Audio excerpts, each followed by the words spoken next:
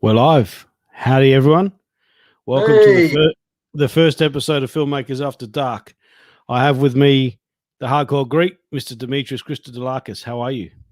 Not bad, not bad. Thanks for having me, man. My pleasure. No, it'd be interesting to see if any people tune in. Yeah, let's see. So, yeah, this is the first episode, so it's either going to go really well or really bad. But it is what it is. You got nothing to lose. So tell us a little bit about yourself, Demetrius, for people who don't know who you are or what you do. All right. So, look, I'm a part-time actor. Okay. So I'm in this world of what I call Pollywood, Perth's Hollywood. So I've been doing it since 2011, I believe. Been in a few feature films, some TV commercials, some short films, and had an opportunity on theater. But I'm also I'm a dad, I'm a family man, I'm a full-time engineer. I study law part-time, and I also do stand-up comedy part-time too. So what made you want to get into law? Are you sick of being an engine's ear? Yeah, that's right, a ginger beer. So just out of boredom, man, just out of boredom. I came back from the US in 2006, and in 2008, while I was working in the office, I just said, you know, I've got time to spend. This was pre-kids, of course. So I said, why not? Why not just get into law? So it's been a 10-year venture so far. This is my 10th year, and my final year. Nice. Yeah, yeah. And the what sort of law is it? So just a Bachelor of Laws, but basically what I want to do is I want to tee off the engineering degree and get into construction litigation, or maybe team up with somebody like you and get into the Hollywood contracts law, stuff like that. Okay. Yeah. Contract law is good to get into, but yeah, it's one of those things. So when did you start acting, or what made you want to get into that? Obviously, you know, some people choose music, some people choose other occupations like sport. What made you want to choose acting as part-time? So I was in a law class, and there was a guy in the class who said, a buddy of mine's making a film. His name was Oscar Ward. He was the director of the film, a short film called Callback. And he said he's looking for a few gangsters. He goes, you sound like a gangster. He says, why don't you audition? I said, yeah, fine, right, where is it? The details, whatever. So I went down there. They gave me this prop gun. I held the gun out. I just had one line. It was, don't move. And then that's it. They go, that's great. We want you. So I did the film. I got smashed over the head with a prop bottle. I had 10 takes with this glass bottle get smashed over my head. And I just loved it. So ever since then, you know, once you get bit, you know, you just continue. That's it. You're in the realm. You're in the middle of things. You know, you just continue from there. So it's not bad. He was Oscar Ward. I don't know if you guys have heard Gemma Ward. She's a Perth model or something like that. Yes. So that's her brother.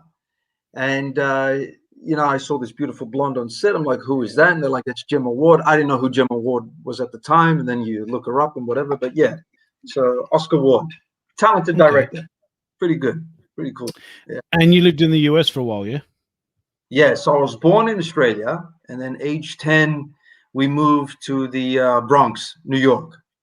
So, and I was there from 10 to 16. And then at 16, we moved down to Florida. We lived in Pelham Bay, Bronx in New York. And then things got a bit rough, as they would in the late 80s, early 90s in New York City. So then we moved to Florida and spent 20 years in the US. And then I came back to Australia in 2006 when I was 30 years old. And then did you do much acting in the US?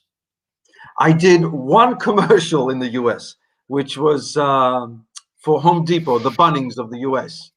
Oh, okay. And that's kind of like where it all started, you know what I mean? But back then I was just focusing on earning a living, you know, getting paid. Yeah. And how do you, obviously you didn't do a lot over there, but how did you find that the auditions and that, are there a lot more people at auditions in the US? Is it harder to get auditions than here?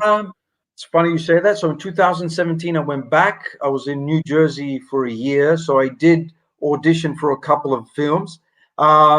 Yeah, they do have this serious side to auditions. Yes, there is a lot more people. It's more, how can I say, man? It's more procedural based. You know what I mean? They've got a union. They've got all this kind of crap. You know, there's a certain way. There's a, you know, they're very strict on timing and confidentiality and things of that nature. So it's a bit more rigid, a bit more structured. Because you went over there, back over there, coming how long ago it was for True Reflection, and got approached by someone to audition or be a read for a film there as well, eh? That's right. So it was through Aaron Camp. He directed the film. Also, Caesar Day Studios was involved as well in the production. So he won, what was it? I think he was nominated 7 out of 15 awards for the short film. I was the only one from the group, who flew over there. So while I was there, I picked up all the awards. After the awards, the guy says, look, there's some guy outside who saw you on film. He's interested in you. Why don't you come out and meet him? So he had this tent set up with a camera all ready to go, and he's interviewing me, and he just about the history, stuff that I've been in. He was more or less concerned about the movie that I was just in, the short film, True Reflections. Yeah, and then offered a part for his feature film called Money and Greed. But like everything, unfortunately, in comes COVID-19, and then fucks up everything. So how far along into that production did you get? So he mailed me the book, then he mailed me parts of the script. Then also I had the opportunity to speak to other characters online who were involved in the film, and then that's as far as we got. We were just about to be deployed into Mexico when it all got canceled. Yeah. So here we are, man. Back in Hollywood, brother. So has he given you maybe a rough time frame of when they think, they might be able to do it? No, man. No. It's been quiet ever since. So how's your experience here in Perth been as far as acting goes? Like getting auditions and you know, people saying to you, oh, look, we want you to come and audition, and then, you know, there might be stages where the stuff's not ready. How's your experience been on getting roles and auditioning and not, I guess, being messed around in a way with people that aren't quite ready or whatever the case may be? Okay. So I started with callback. After callback, then you do more student films, things of that nature, right? I did an audition for Ewan McGregor's film, Son of a Gun. Yep. So there I am hanging out in November in the, what's it called? The Blue Theater out there in Northbridge. What's it Blue called? Room. Blue Theater? Blue Room. Yeah, Blue something Room. like yeah. So they had flown people from around the world in that Blue Room. So as I'm sitting there, now I'm 3 months into acting. As I'm sitting there in the room, there's this English guy who goes, oh, yeah, how long have you been acting for? And I'm like, 3 months. And he goes, what? He goes, they flew me over from London. I said, what? He goes, yeah. He says, either you're very, very lucky or you're just very good. And I'm like, I'm very lucky, man. That's how it is. So I did an audition in November. I score a job in March for Chevron. It's my first day on the job, and I get a call from the production company saying, we want to offer you a featured gangster's role for this film, Son of a Gun.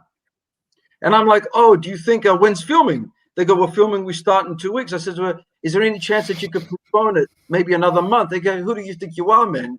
You know, this is, you know, an A-lister actor. Yeah. We're not going to wait for you. So I hung up the phone thinking I'm a hero. I call up my wife and tell her, hey, I just let go of this opportunity to be involved in the Ewan McGregor film, Son of a Gun. She's like, what, are you crazy? I go, you know, back then I didn't know who Ewan McGregor was. She's like, it's Ewan McGregor, come back. So I call them back and they go, it's too late. The featured gangster role has been taken, but we do have like extras and all this, you know, so I was an extra in a party scene. So the more you get into it, the more people know about you. So yes, I have been approached by other people who are into production, into feature films and stuff like that. So it's flattering at best because they have a certain character. They see you portray, you know, a certain image on film, and that's what they want, and then they call you. So you kind of like stereotype, but you got to roll with it, man. Whatever it is. You know, a lot of people make their living as a certain bad guy or whoever it may be, but like you're saying, it gets to that point where production companies work a lot. No, the actors work around us. We don't work around them, because could you imagine if every production company had to postpone, you know, every time an actor wanted it wouldn't go ahead. So That's how right, have you man. found? I was inside of a gun. I was an extra in that as well. But how do you find the local productions? Like, you know, when you go for auditions for them, or the different type of, not so. I guess there's not a lot. They're not all production companies, but you know, a lot of the people that ask you to be in the role, are they? Do you get the feeling from when they say, "Look, we want you in it," to when the script development? Is there a big wait, or do some of them go ahead? Or I've had it where they've actually, okay, I audition for, say, older people, like older gentlemen, but they say, no, we're going to rewrite the script to have you inside our film. So that's flattering, and that's very appreciated. But yeah, man, within Perth themselves, there's a lot of good talent out there, man. There's a lot of good talent. Yeah. There's a lot of good production companies. There's a lot of good, you know, soundies, and, you know, everyone who's involved, gaffers, directors. There's a lot of great talent. It's got such a potential, man. It's like that powdered keg. You know what I mean? It's just ready for the opportunity, and hopefully McGowan, whatever, falls through, and he builds that one film studio for all of us to share, you know, so that we could all enjoy. Well, I did see when it was announced that they put an ad up. They were looking for certain doors and things like that. Because I remember at Cinefest Oz, they mentioned they were either going to get an existing building and do it up, or they were going to build one from scratch. So being down at Fremantle Harbour, there's all those existing old E-shed buildings and all the old buildings that they had there. So obviously they're going to use the pre-existing ones, and they were looking for certain big sliding doors that they could use and that type of thing. So it just amazes me that obviously Kate Walsh is here, but it takes her influence as well to get it built. And so for me, it makes me wonder, well, if she wasn't here, would it have gone ahead? Do you know what I mean? Yeah, who knows, man? Who knows? But such a waste of talent. It was originally meant to go ahead years ago, but I think there was some tie-up or link with the bikies, and they kind of said, no, we're not going to do it, and it got canned. But I mean, like the new Mad Max with Chris Hemsworth being made in New South Wales. You know, if we had a studio, I suppose it could be made here. So we are missing out on a lot of stuff. So hopefully, like you said, it gets built and we can go ahead. But then we get to the point, well, if it's built and we want to use it, do we have to pay to use it? And does it price independent companies like us out of the market? So, you know, or are they going to be one of the studios that give you the money to go and make the film? So I guess it's going to be one of those things we'll have to wait and see. Let's hope, man. Let's hope. Fingers crossed, man. Because like I said, there's a lot of good talent here, man. So we got three watching, but no commenting at the moment. Come on, guys, comment if you need to ask Demetrius any questions. Watching? Do we recognize any of them? Who are they? I don't know. It just says 3 watching, so I don't actually think I don't think we can see who is watching. It's probably you, me, and my mother.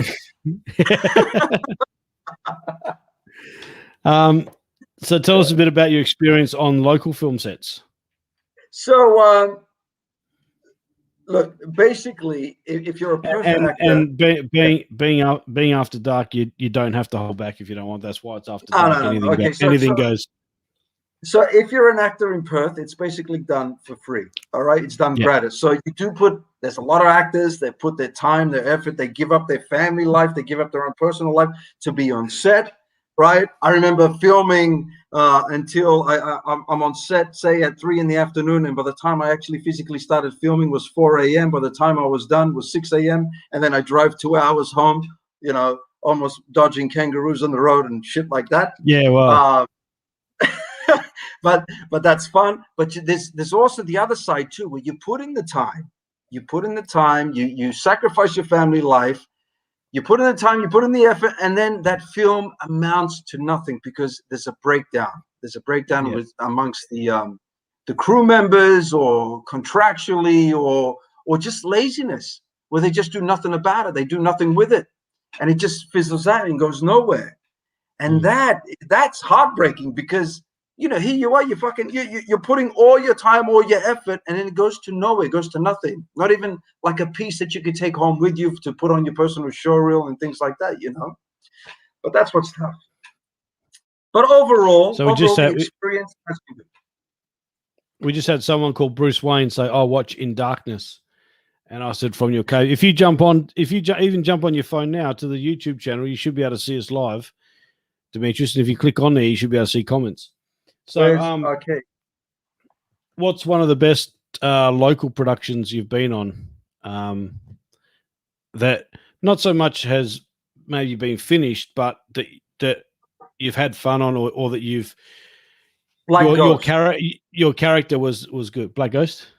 Black Ghost was good because the production team made it easy and very like a very fun environment to be on set, right? So everyone actually had a good time. They're able to break loose, right? Feel free, and then when you're free, you're able to become more creative. That's the way I think it is. That's the way it is. Yeah. Okay. Black Ghost, and the other one where I really enjoyed the character was The End.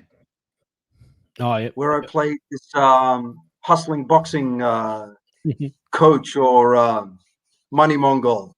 That was a very enjoyable character for me. Really enjoyed that. So, and besides, obviously, it's not finished yet, but how did you find your character? How did you enjoy the character on Fear of the Mind? Because that was a different one again. Fear of the Mind was good. Yes, I really liked it when they told me where I had to look inside the camera, and I just had to start yelling and belittling my son and whatever. So I just let loose. And you can't give away too much, but yeah, you're right. To the point where the kid who's playing my son, I can't remember the kid's name. Do you remember the kid's name? Sean, I think it was. Who was playing my son? He broke into tears. And Kat Goddard, who was the director, she broke into tears. And she's like, "Oh my God, that's so emotional." She says, "Do you think you could do it again?" I go, "Yeah, whenever you're ready, let the camera roll. Let's go." She goes, "Do you need some time?" I go, "Time? No, I'm ready to go." I said, "I've got practice." Yeah, it's just like you when you're at home. Yeah. That's it. And here's a message from our sponsors. This film After Dark is sponsored by Jack Daniels. We're going to get a copyright strike for that. Thank you. So obviously you played a role. Oh, first of all, congrats also for the award for a version. We wouldn't have won it without your help as well. Oh yeah. So your role in a version, although that wasn't a huge role, it was actually a lot of people from the film festival actually come up and said that ending part was really, they weren't expecting it, like the way that you were just doing your part,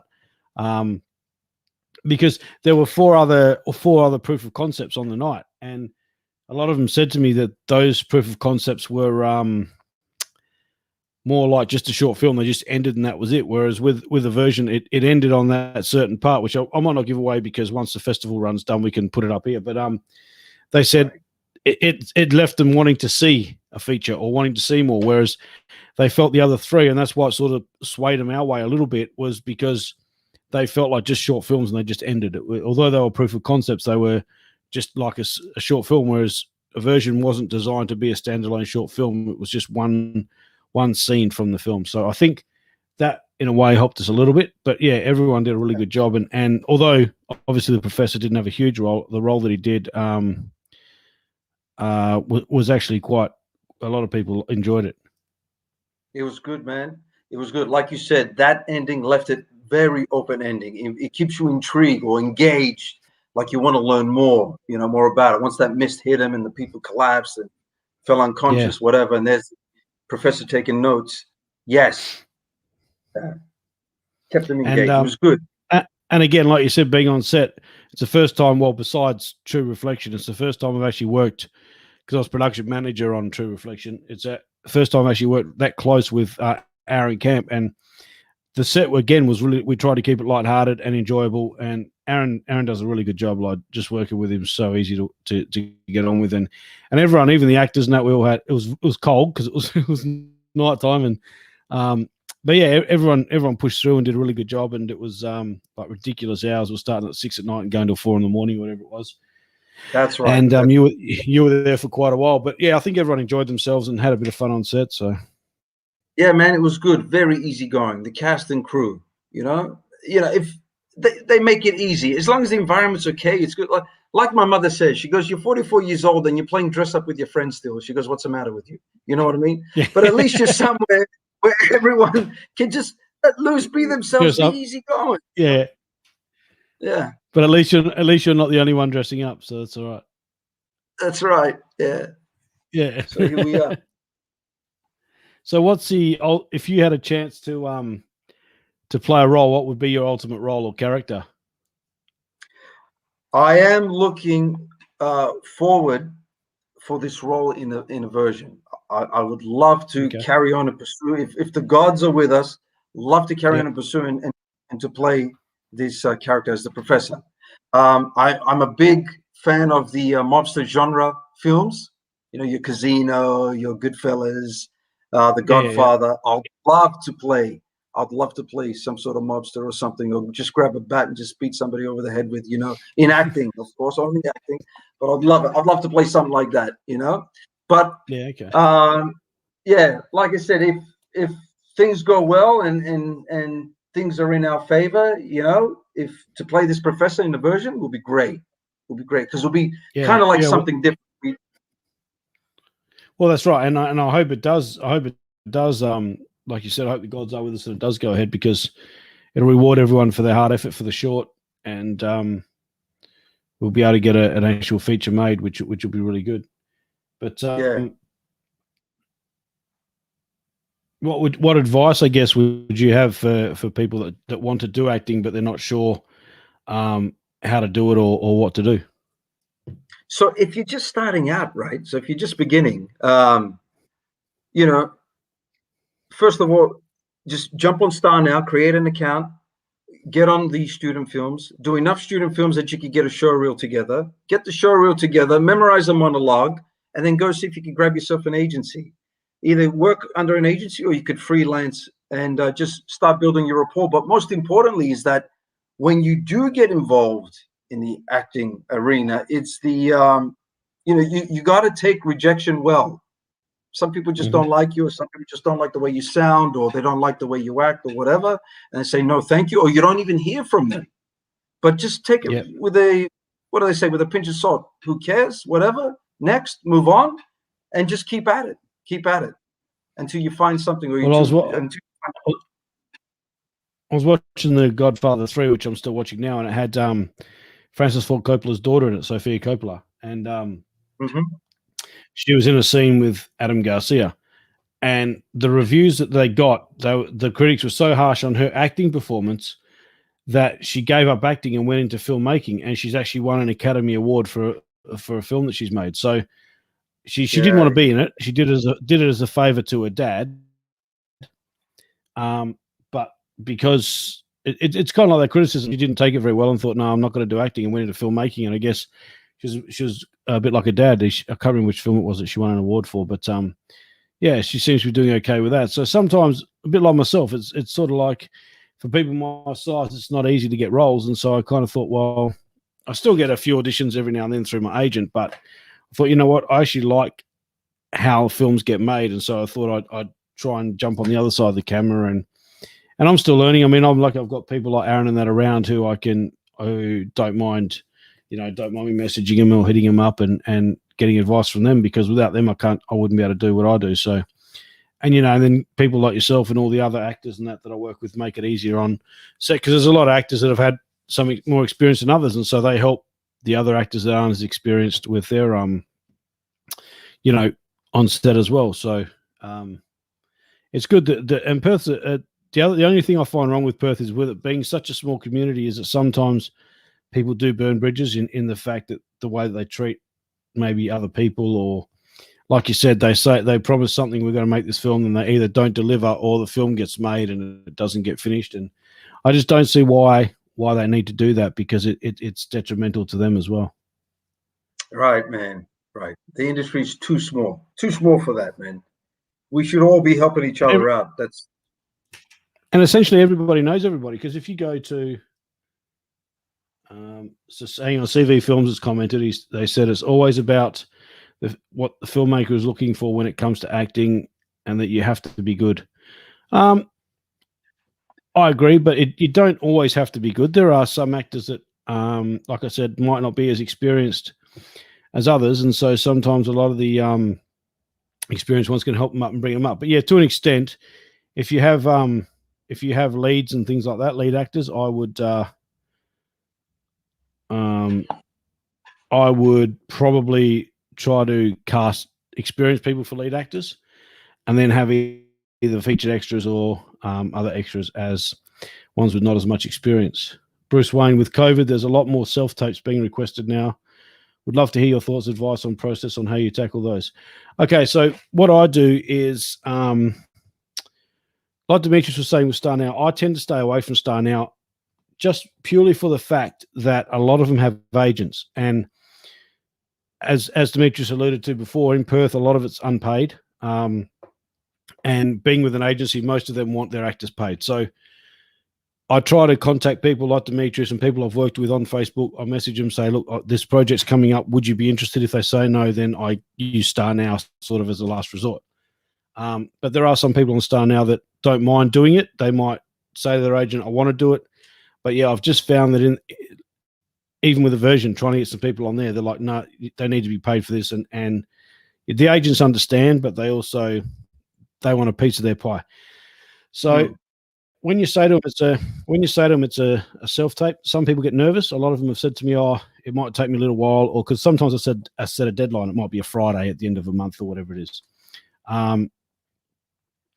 And so, you know, they might say, oh, look, can I have a little bit longer because I don't have someone to read opposite, because it's very hard reading it yourself and trying to get the beats and trying to do your audition if you don't have someone to read opposite you. So sometimes you'll be flexible, but I think video auditions are good in a way, because when you do face-to-face auditions, you're limited. You have maybe a 10 or 15-minute gap before the next person comes in, so it feels a little rushed.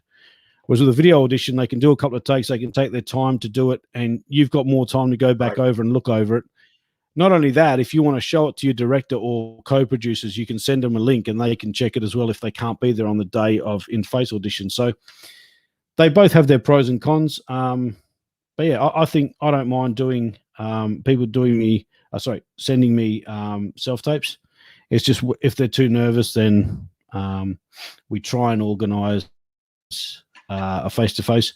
But yeah, and also with COVID, it hasn't affected filming. We filmed a version during COVID. We filmed What's Inside during COVID, and we also filmed Fox of the Rock. So if everyone's comfortable, if they've all had their testing and they're comfortable to film, then there's no reason to an extent why films can't be made in COVID either. But yeah, I mean, self-tapes are the way to go. And I think a lot of Zoom calls now especially will be the way to go during COVID as well.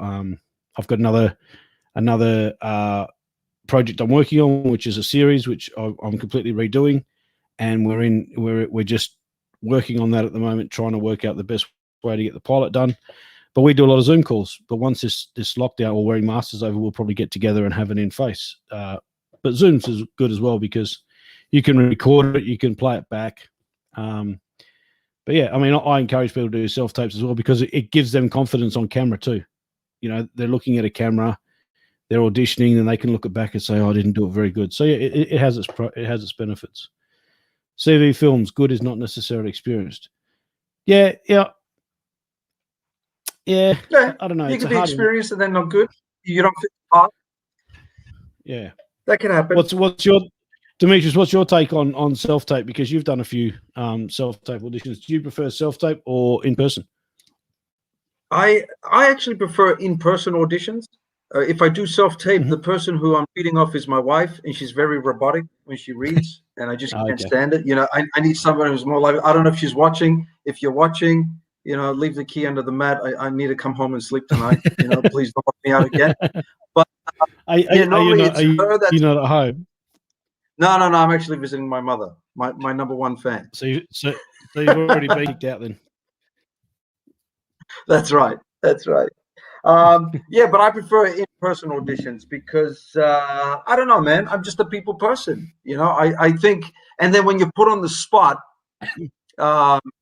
it just comes out, you know, like stand-up comedy. I love being out on stage in front of the audience. Like I lose, you know, that nervousness and that fear is just gone as soon as I'm there on stage and soon I'm there in front of an audience. It just all goes, and it's just all me. So that's what I prefer. I love to put myself out there.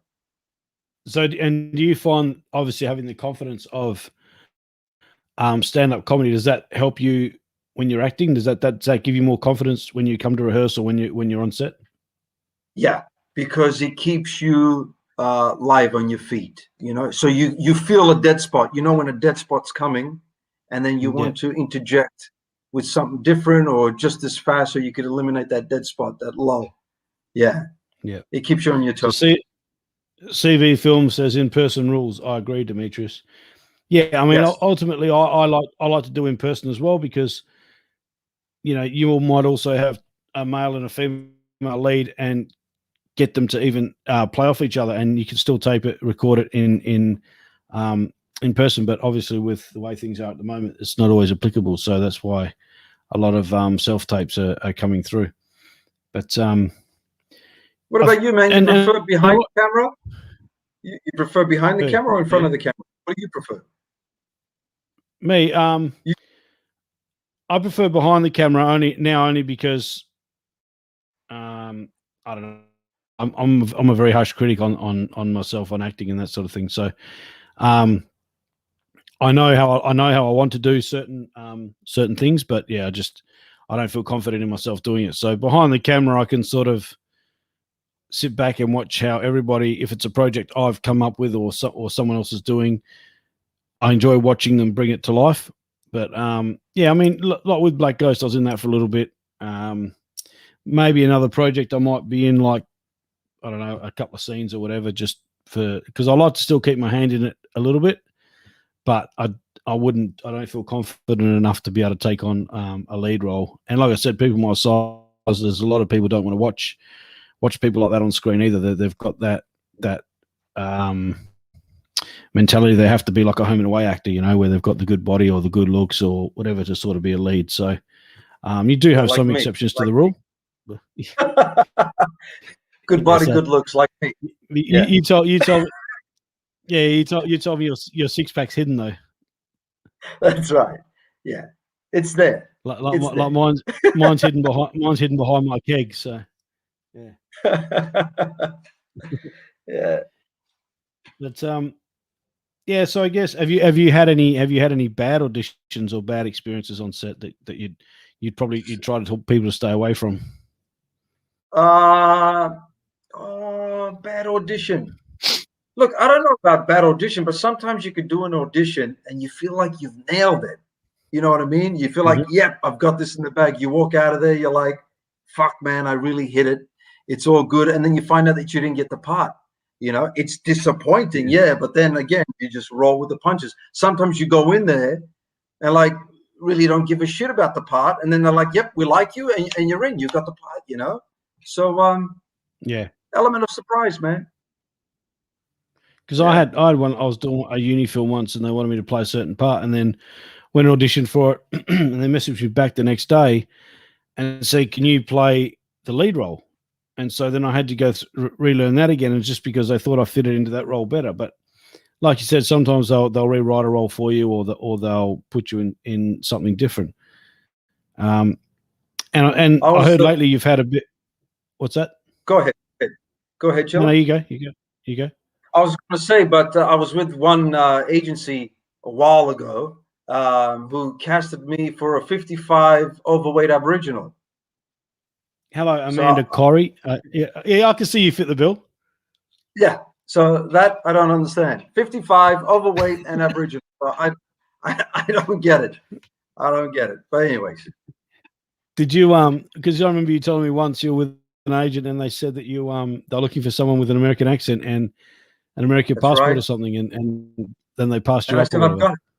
That's right. I said, yes, I've got it. They go, no, you don't. And you're arguing with your agent saying, but I've got it. I'm a U.S. citizen. I have it. Check the file records when I first signed up. You've got a copy of it. Yeah. It's crazy. It's crazy. It's crazy. Yeah. How are you, Amanda? So Amanda's been in yes. She's been in quite a few of our films as well. So I hope you're well, and thanks for joining.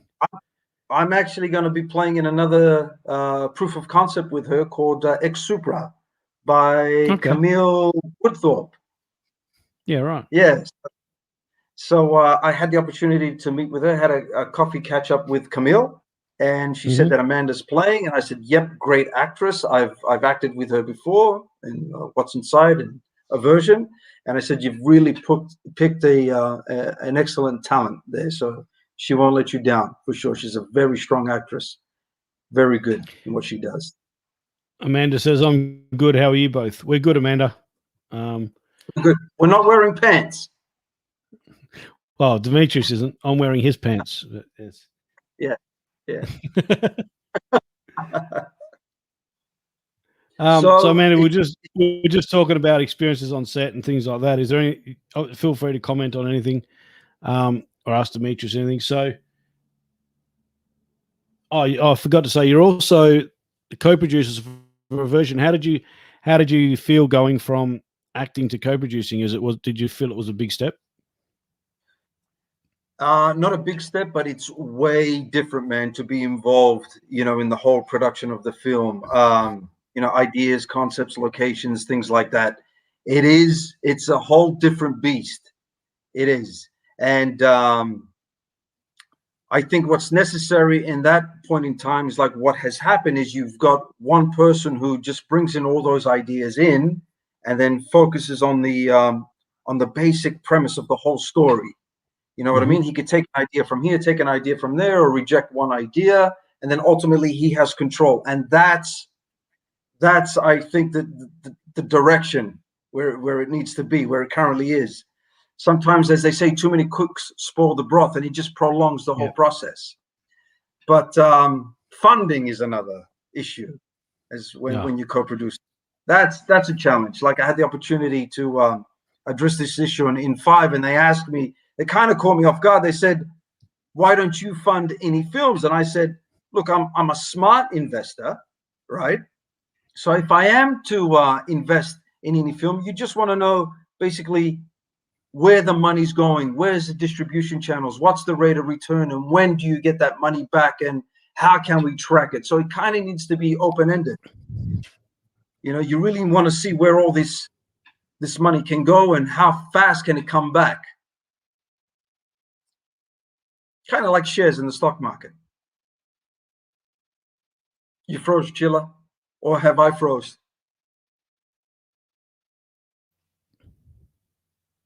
Did I lose you? Gotcha. You're on. Yeah, you're moving. I don't know what happened. It just cut out there for some reason. So, and I guess it's one of those things. It's like also when you're behind the scenes, the actors come on, do their part, and then they either go home or go to another film, and then it's kind of like they keep messaging you, when's it ready? And it's not a process of just doing it and going. It takes months and months through post-production. And as you would know, even getting a version ready, it was kind of like, the actors do their thing, they can go off, do something else, but then it's all the rest of the stuff, getting everything else ready. And that's what takes so long.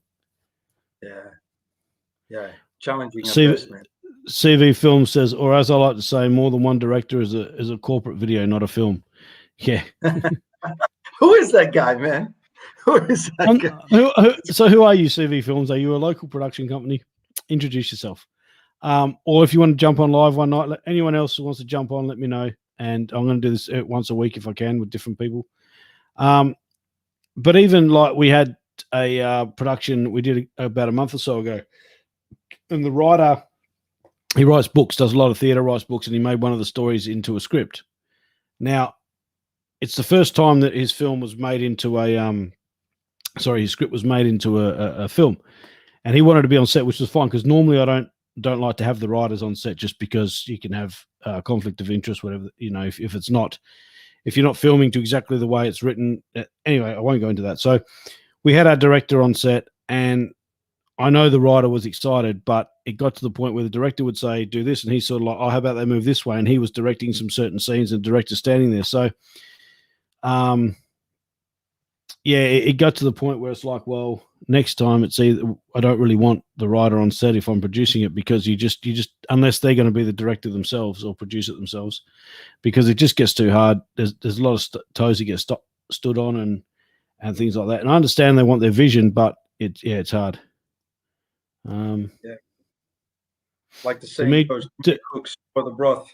Yep. Demetrius, CV Film says, I said to you while making True Reflection, my favorite Greek word is ... What is it? Malaka? Is that what he said? Is he saying yes, Malaka? I'm not sure yet. Oh, the clue. That's a clue. It's like Blue's Clues. Blue's like Clues. Dora the Explorer. Is that your favorite show? if we could figure him out by the end of this. It's like one of those escape rooms they put you in and they give you a riddle that you got to try and solve to get out. Was the Greek word malaka too, by the way? Was it malaka? No, I haven't responded yet. Okay. I said to you while making, so he must have known or been involved in True Reflection. While making True Reflection, my favorite Greek word is, let's see who runs CV Films. It's got me interested. Is there anything else you want to bring up besides your dinner?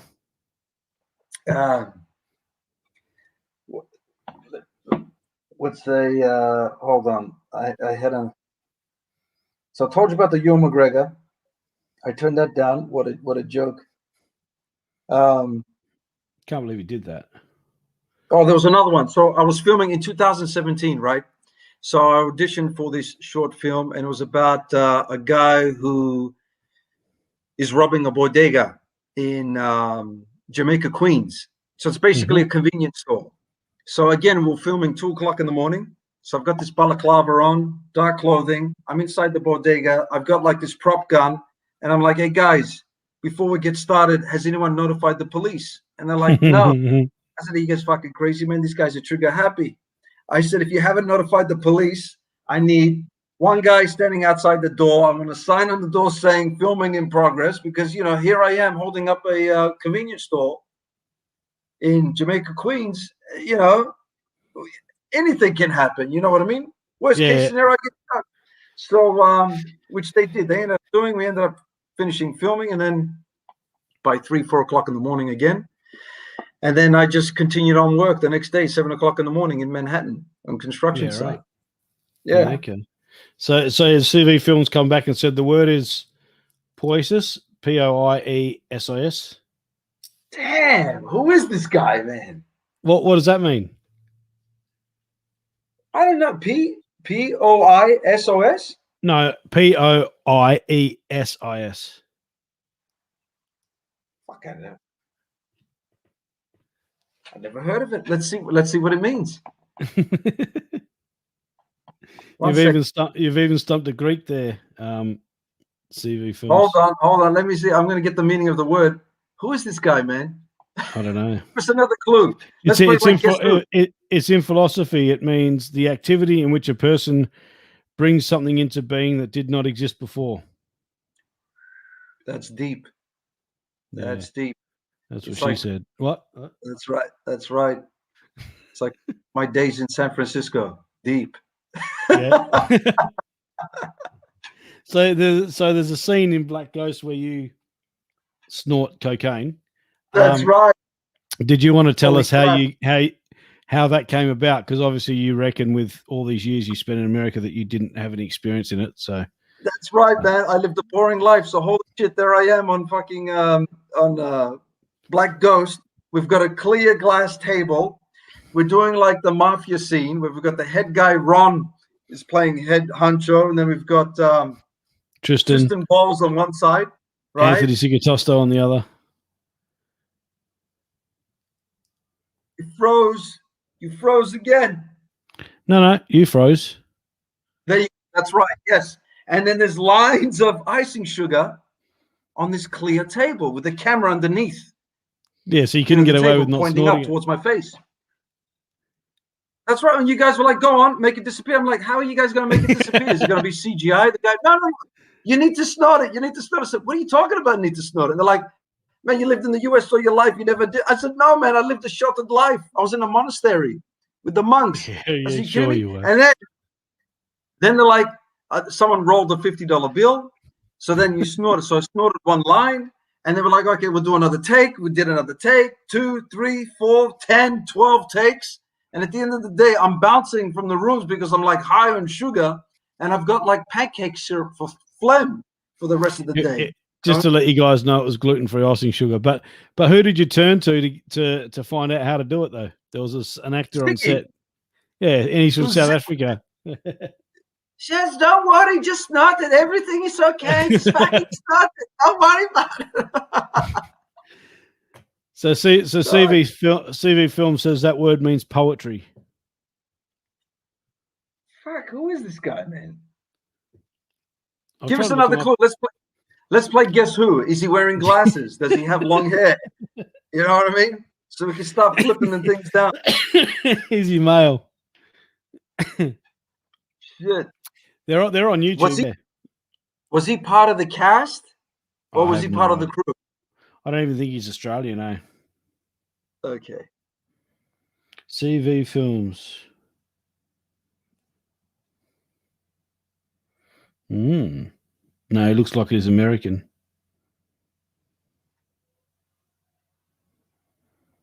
.500 horsepower, Leon. Jeez. Alfa Romeo. Looks like he reviews cars. Interesting.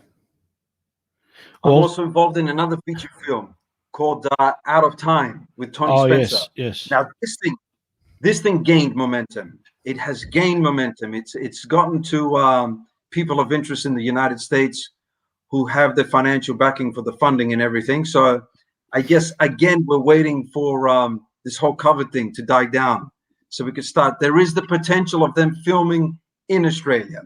So that's the potential. That's one option.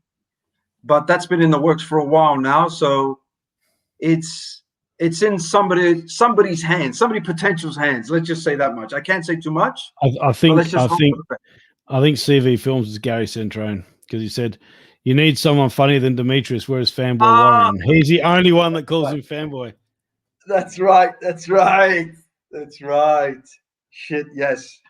You got it. Yeah. So out of time, can you give us a little rundown on what it's about? So it's about an hour and a half. It's about an hour and a half. Basically, the gist of it is these federal agents who go into a time machine and go back in time that help solve like all the crimes, like who physically killed JFK or the Aussie Prime Minister who disappeared, Howard Hughes. Harold Holt. Find out who made him disappear. So trying to make all the wrongs in the past right. But they get stuck in time, or stuck in a time where it just keeps dropping them off from place to place. But do you think with COVID, I don't understand why COVID would affect people still investing. You can still transfer money over using banks. You don't need to worry about COVID for that. Are they just worried that COVID might last too long and the projects won't go ahead, or is that why you think they're waiting until? Man, I think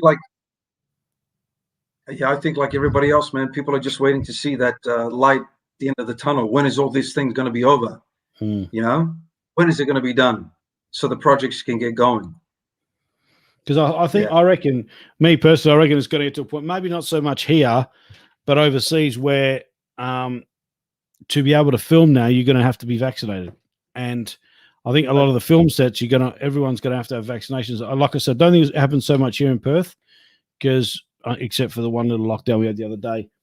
But I know they were mentioning when overseas travel does happen, they want to do what they call a COVID passport. So you have to have a vaccination and have it on your passport that you've been vaccinated before you can travel. So I think maybe they'll do that before you can actually go on a film set. I don't know, because when they made Children of the Corn here, which the remake last year, there was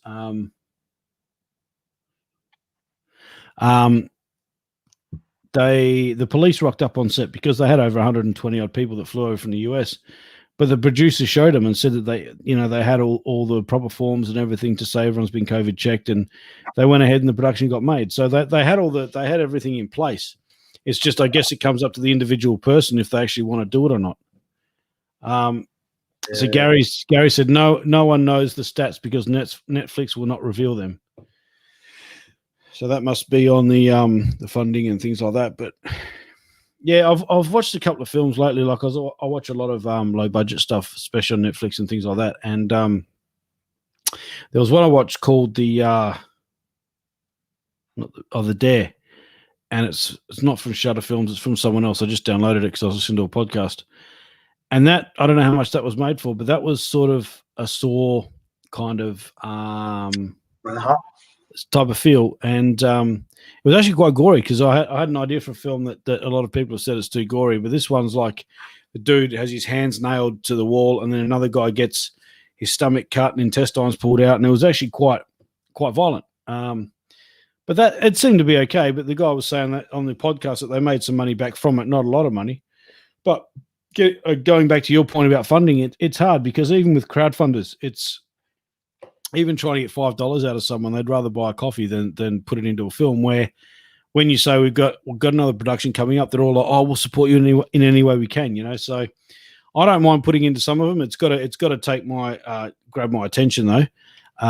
And like now, even making films, I'm not going to make everything that comes along. Like I've been sent a few scripts and I'll read them, and if they appeal to me, I'll do them. But the same with crowdfunding, I'll put some money into them if it looks like the story is something that I'm interested in. But you know, a lot of people have that thing where, oh, you know, we'll back you, we'll support you, and then when you launch a crowdfunder, it's it doesn't happen. But I've listened to people on YouTube as well saying what some guys do with crowdfunders is they don't do the rewards. So you might say, we'll give you a T-shirt or we'll give you a DVD, whatever the case may be. They don't do that because you can do that at the premiere, right? So what they do is they might say, okay, well that money that you're going to give us will then give you your executive producer credit. So it's essentially becoming your investor's contract, if you know what I mean. So if you put in $500, you essentially become an associate producer, or you know, if you put in 1,000, you'll get a day on set, but you're just doing it through the crowdfunder. So, and they've found they've been a bit more successful with that because merchandise and that you can have at the premiere and you can make money that way. So that could be other ways that people can work on it. But Kickstarter is obviously one of the more popular because it's worldwide. But the problem with Kickstarter is if you have 5,000 as your budget and you don't hit it, you don't keep any of it.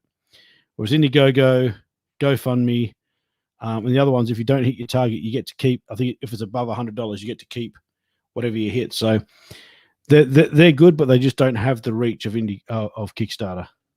But I think crowdfunders are very hit and miss. And again, I know people are don't like to part with money, but it's kind of like even now with the version, we've had people interested, but they don't want to invest until someone else has. So it's kind of like right. Yeah, I'm in the same boat. Yep. Yeah, you're waiting for someone to put in, and it's like, oh, no, okay, well, if they don't put in, I'm not putting in. So yeah, it's one of those things, and I guess it's just how you get it. That's why a lot of the films here are non-paid, because there's just not that backing that you need. And like you said, a lot of it comes down to not having a studio to be able to back you either. So yeah, because you know, do you put into crowdfunders at all?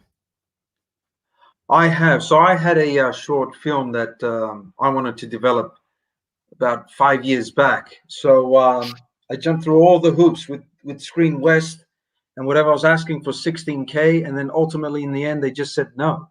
You know, it was like, geez, man, $16K. All right, give me 10 or give me half, give me 8. You know, to do something. No, it's just like a clear no. That's it. It's done. You know, because I don't think they fund films that low. I think you have to go through back then one of the Elevate programs, like the Elevate 20 or the Elevate 50.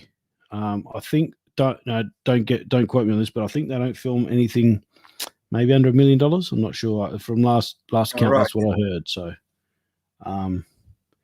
because this one that I'm doing with Aaron, he's funding it himself. So it's doing like the Robert Rodriguez, where it's $7,000, but he's obviously got a little bit more for editing and things like that. So that's why it's very low budget, and we're just mainly filming on weekends and things like that. So, which is good because, you know, it's something he's wanted to do, and he's able to do it on a small budget by himself. So that it works out well that way. Yeah, man. Yeah. Cool. So is there anything talent?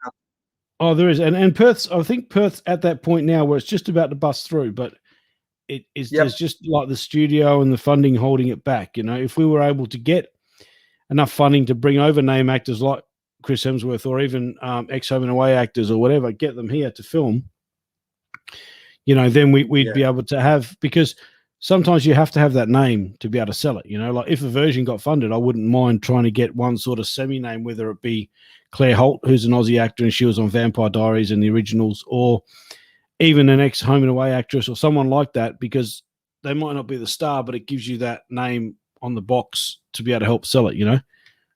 That's and right. most of the time, a lot of them don't want to do any longer than a week. They might do 3 days, 4 days, whatever, and then go on to do another project.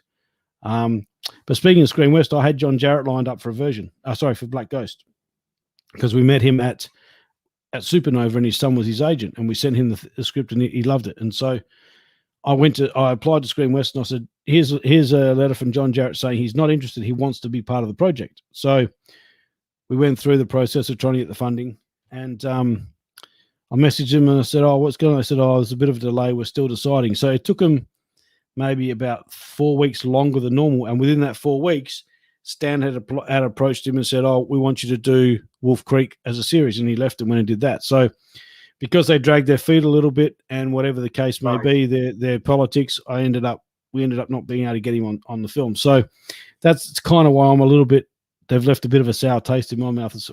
I try to avoid not using Screen West at all. Just because of that, I could have had that, but they were, I guess also because we didn't have a big name producer or director, but we had this actor that was, could sell it. So anyway, that's another story. So I guess we can wrap it up, Demetrius. Thanks heaps, mate. You got anything in closing you want to say to anyone or mention, or? No, man, just looking forward for next few projects coming up. Yeah, well, like I said, this series, Ex Supra, if things go well, looking definitely forward for version. Yeah. Say again, man. You froze. But this series, yeah. So this series that I've got coming up, I'll probably hit you up for that as well, because there will be a role that I think you'd suit for that one. So cool, man. Looking forward to it. Very interested. Awesome. Well, thanks so much for coming on tonight, Demetrius. Thank you everyone who commented. Now that we've worked out who CV Films is, we're not in the dark anymore. And yeah, if you could subscribe if you haven't, and leave me a thumbs up, that would be awesome. And I will try and get a guest on for next week and see how we go. So if anyone wants to come on, just comment or PM me, and I'll get you on next week. Thanks, Demetrius. Thanks everyone. I'll catch you later. Thank you. See you guys. See ya.